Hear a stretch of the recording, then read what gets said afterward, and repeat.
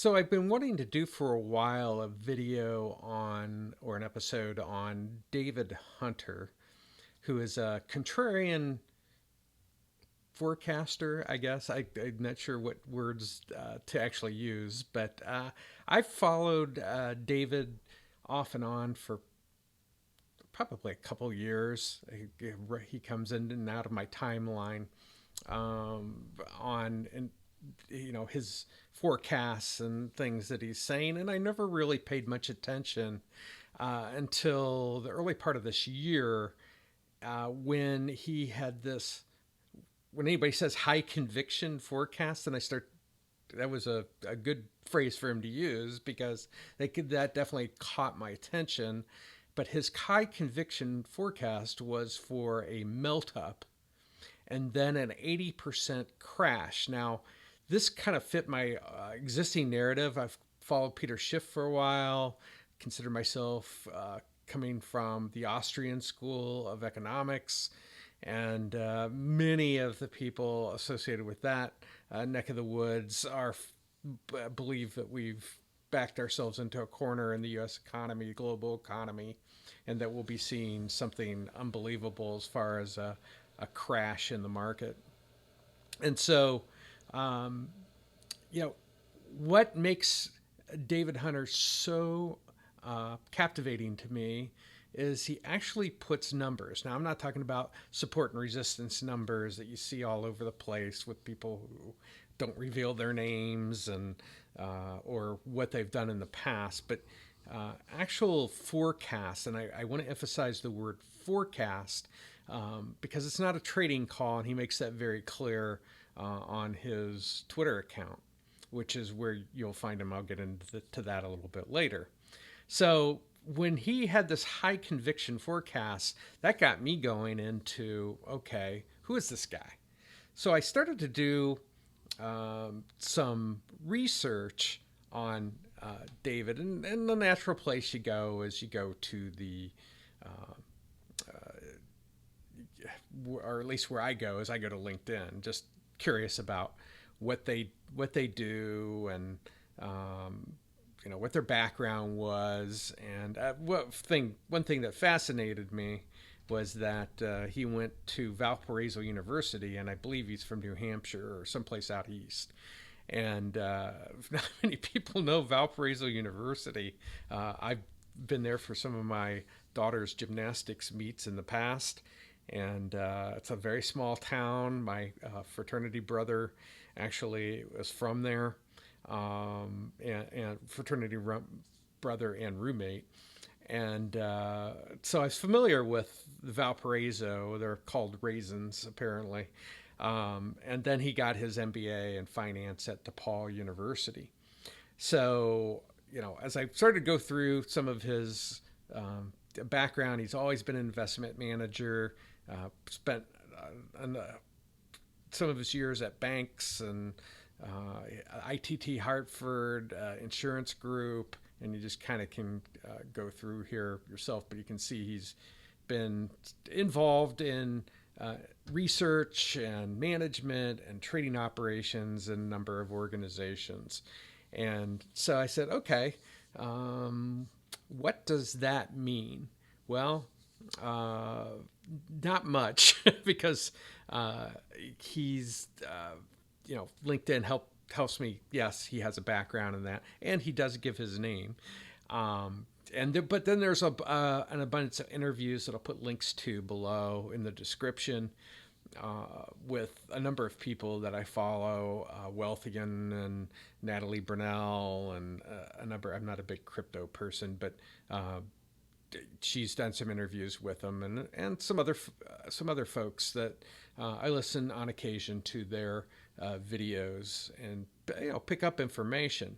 But one of the things I like to do on my own is when people make a call is follow up on it. So let's just kind of quickly, we'll take a look at what David Hunter's calls are. And this is another fascinating thing about him is he actually puts numbers on some of his forecasts, which I think kind of throws people.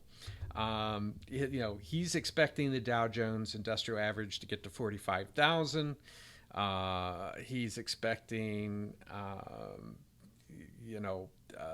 the semiconductor ETF, SMH, to get to 400. You got NASDAQ. You can go through a lot of these lists, but he makes very specific calls. And there are ones that he's called that are not on this list, but I just kind of picked out ones that I thought would be significant to people that might be listening to this video. And so that definitely got my attention. So I went back, and at the time, I remember after he made this call, I looked at a number of his previous forecasts that he had done, and I didn't put them all up here. And if you think I'm trying to be favorable to David on here, you can do that. You can do your own research. Like I said, I picked out three that caught my attention. And the first one that I pulled out was in January 15th of 2020. And he's basically saying in this tweet that, he says the 4-month correction in T-bonds has ended. They are now poised for a big run to significant new highs. TLT to $170, 10 and 30-year yields down to 1.25% respectively. Suggests we're going to see the economy continue to slow and the Fed's balance sheet continue to expand. So, I went back and looked at January 15th when he made the call, and the current price was about $139.65. That's the close price for January 15th, and that's where he made the call for 170. Well, on March 9th, 2020, it exceeded the $170 target for TLT at 171.29. It started to work its way a little bit lower after that, but in essence hit. So I said, okay. And then I went back through the next one, and that was a combination of tweets, actually, and I just kind of want to walk through it. It says, I've been the biggest bear on oil on the street. This is on August 15th, 2019, with a $40 target this year and $10 forecast for next year. Now, I would tell you at that time, we'll go back and look at the chart, but if you would have told me a $10 oil last year, it's just something that you don't expect. It says, avoid the oil stocks. Good news is that gasoline will likely fall below $2 this year, and that support consumer spending and the economy. Don't get bearish on the stock market here. So then his next tweet was around the metals and miners are in gear and ready to run again. Meanwhile, oil and the energy stocks will roll over here and head lower. That was on September 20th of 2019. And if you look at the chart here, I mean, on August 5th, the price of oil was roughly $45 or so, and he expected it to go down to $240, and then the following year it would go in 2020 go to 10. And if you look at the chart, I mean, in essence, it never got as low, and I probably misquoted the number. It looks like it might be probably $60 or so. He's expecting it to go to 40. He missed it going to 40. The lowest it got the rest of 2019 was 51.03, and at its lowest point. And then in 2020, not only did it hit $10, but that was the time when it went negative.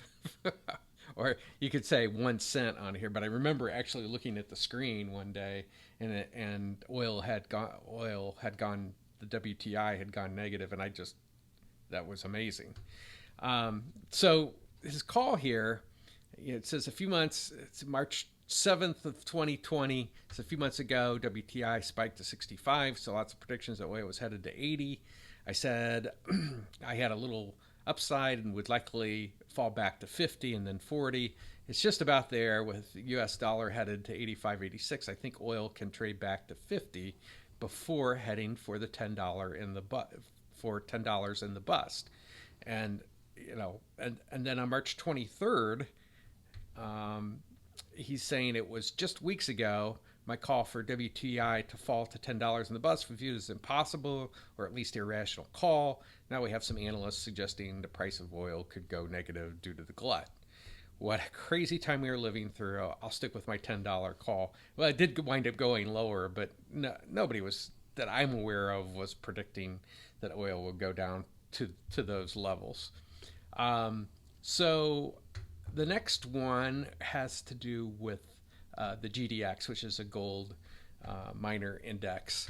And here he's saying on April 1st of 2020, he says, I expect gold and silver to move up sharply in the second quarter. That should benefit the mining stocks despite the many shutdowns caused by COVID. I still expect gold to trade up to $2,000 and silver to $26. My targets for the gold mining ETFs remain GDX 45, GDXJ to $70. Now, I didn't check the GDXJ or some of these other things he's got on here because I trade the GDX. That's why I happen to have these data. So on the date that he predicted a $45 GDX, on April 1st, 2020, the price was $24.03. So it almost doubled from there his prediction. And he hit that target in essence on August 5th, 2020. So roughly, what is that? May, June, July, August, 4 months. It went from $24.03 to $45 target. So, certainly these things are anecdotal. I didn't go through everyone. I did go through a number of them. I remember when I was going back through saying, okay, does this guy have credibility? And not just his LinkedIn profile and some interviews he's done, but let's see what he's predicted before. And, all in all, sometimes he's early on his calls, but I found him to be pretty credible. Their forecasts, based off of that. And I think what throws a lot of people, and I think he gets the ire of it, is his very specific numbers that he comes up with. There have been delays to his melt-up call. And there's, we had Russia invade Ukraine. I mean, that delayed some things, and then the market went a lot lower than expected. So it's not a perfect call, but the general direction of what he's been saying has been fairly accurate. And even now, we won't know whether his high conviction forecast is going to play out the way he thinks, as he talks about that with the end of a 40-year bull cycle. But it's worth, if no other reason, it's very entertaining. And he's not on Twitter as much as he was, unfortunately. Some people with snide remarks, and it didn't happen in the time frame that they hope. And as he would say, there's a lot of traders out there that are upset with him. So I think you have to take it as a forecast, but it keeps something in the back of your mind, big picture wise, that there's somebody out there that's done this for a while, that has a high conviction forecast that we're going to have a melt up, we're going to achieve all new highs by a wide margin. With some of these forecasted numbers that he's talked about, Dow Jones to 45,000. Copper, I think, is like $3.20 now to $6. GDX is down in, I think, the mid 20s at this point. And he's stood behind those particular numbers at some point. Now, somebody can sit there and say, as they do with Peter Schiff, you're bound to be right at some point. I mean, it could be, but he's as I look at some of his forecasts, he's not only talking about the melt up, but this 80% crash that's going to happen at some point, probably looking at first half of next year, and then never achieving the highs that we've had for maybe decades. And then talking about some very dark things that I'm not going to get into here. But I'm hopeful that some folks will follow him. His latest calls, other than right now, as of August 19th, 2022, he's calling for that there will be no new lows. And these aren't a trading calls, so things go awry. So that's one of the things he's talking about.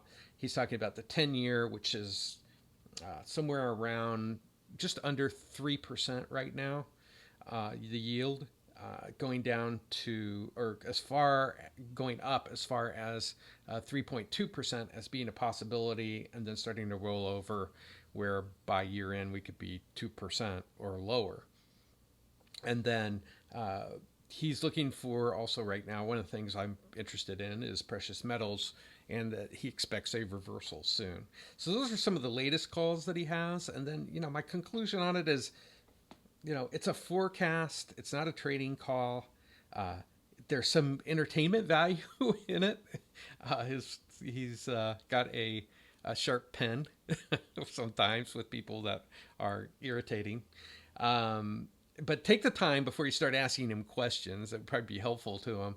If you kind of read through, you want to read through his tweets and replies portion, because that's where you're going to find some of the latest information on what he thinks. But he really hasn't changed his call at all. He's stuck to his guns. He believes that this melt-up's going to happen. We're going to have this 80% crash afterwards. And, I'd follow him on Twitter at Davehcontrarian. And just to warn you, if you've not followed him before, there are a slew of people that, spamming the heck out of it and, trying to find ways to get your money. He has a newsletter. I believe it's $1,000 for a year. And I'm not sure what's in it. I haven't joined it yet.